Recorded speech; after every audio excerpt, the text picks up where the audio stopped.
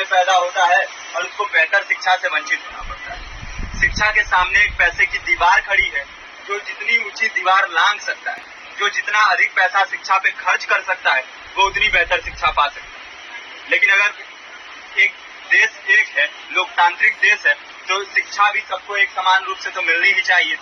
आज परिस्थिति ये है कि एक तरफ तो प्राइवेट स्कूल है जो लूट के अड्डे बने हुए हैं, वहाँ पे आप एडमिशन कराने जाएंगे तो सिर्फ एडमिशन के नाम पे ही आपको 10,000 20,000 रुपए देना होगा।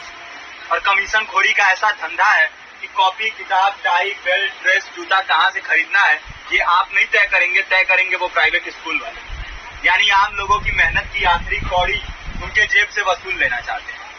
और दूसरी तरफ सरकारी स्कूलों में न तो पर्याप्त टीचर है, न पर्याप्त बिल्डिंगें।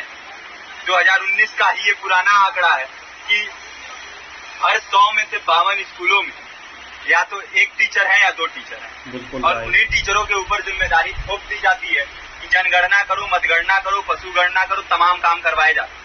और 19 के बाद से सबसे कितने टीचर रिटायर हुए होंगे और 18 के बाद से कोई टीचर की वैकेंसी भी नहीं है।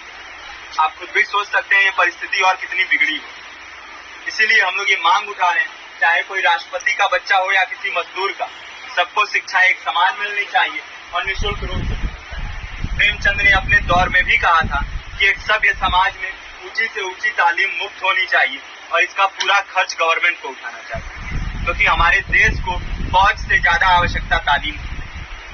और शिक्षा से जुड़ता हुआ ही दूसरा मुद्दा हम लोग उठा रहे हैं।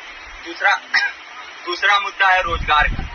रोजगार की परिस्थिति ये है कि आज सरकारी सेक्टर हो या प्राइवेट, सब कुछ ठेका संविदा के हवाले किया जा रहा है। परमानेंट नौकरियां लगातार घटाई जा रही है।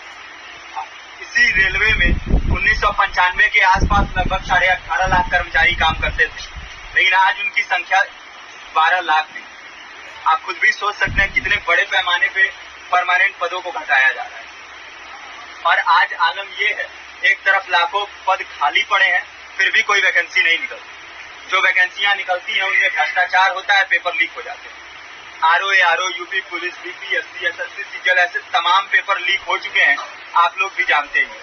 अभी नीट की धांधली में ये पता चला कि एक एक पेपर 30 लाख से 50-50 लाख रुपए में बेचा गया। हम और आप तो ये पैसा नहीं दे सकते। पूरी की पूरी कारस्तानी सरकार, प्रशासन, शिक्षा माफियाओं की होती है। और भुगतता कौन है? आम घरों के लोग, जो लोग सालों साल तैयारी करते हैं, दिन भर में 10-10 घंटे, 12-12 घंटे पढ़ते हैं। और इतनी कड़ी मेहनत के बाद, सालों साल की मेहनत के बाद उनके हाथ लगती है तो सिर्फ हताशा, निराशा, अवसाद। बहुत से छात्र नौजवान जो इस बेबसी में, इस डिप्रेशन में नहीं जी पाते, आत्महत्या तक के कदम उठा लेते हैं। लेकिन ये देश की विडंबना है कि टीवी चैनल, अखबार, मीडिया, नेता, मंत्रियों के लिए कहीं ये कोई मुद्दा नहीं है। उनके लिए मुद्दे हैं तो जाति, धर्म, रंग, नस्ल, अगड़ा पिछड़ा। आज जब पूरी परिस्थिति इतनी भयावह है तो ये जरूरी है कि लोगों के बीच में जाया जाए, लोगों को संगठित किया जाए और एकजुट किया जाए। क्योंकि आज अगर अपने मुद्दों पर बोलेंगे नहीं तो कल को ये परिस्थिति और बिगड़ेगी। हो सकता है ले दे के अपनी जिंदगी तो हम लोग काट ले जाएं, लेकिन आने वाली पीढ़ियों को क्या भविष्य देके जाएंगे, ये भी सोचने वाली बात है।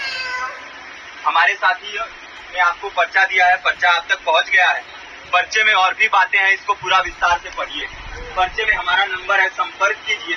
फेसबुक का, इंस्टाग्राम का लिंक है, आप वहाँ पे जाएंगे तो आपको पता भी चलते रहेगा कि लगातार किन किन माध्यमों से हम इस अभियान को चला रहे हैं। नुक्कड़ नाटक, संगीत, शिक्षा सहायता मंडल, लाइब्रेरी, तमाम माध्यमों से इस अभियान को चला रहे हैं और कोशिश कर रहे हैं कि बड़े से बड़े पैमाने पर हर जगह पे लोगों को संगठित किया जाए और एकजुट किया जाए। आपके बीच भी आए हैं, आपका साथ और सहयोग है।